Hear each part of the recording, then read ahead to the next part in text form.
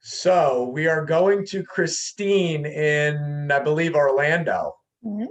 Yeah, sure am. So thank you so much for taking the time to meet with all of us today. Such a great conversation. I love all the things that you talked about.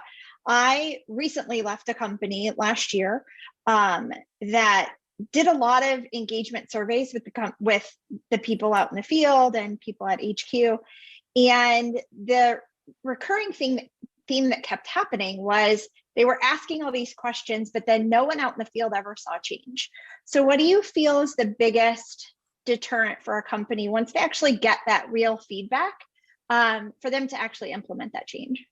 It's a great question, because one of the things that I've seen happen, exactly what you said, is people don't do anything with the data.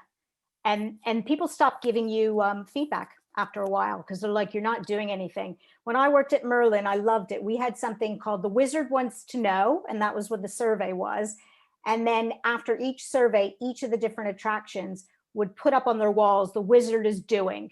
And we would list the 3 things that we were going to do between now and the next survey of what we're going to do. So I think you're right. You have to, if you're going to ask, you have to do something.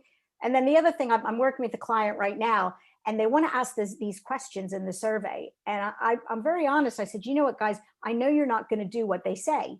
Why ask them if you're not going to change? And I think that's important also. Just be real with yourself.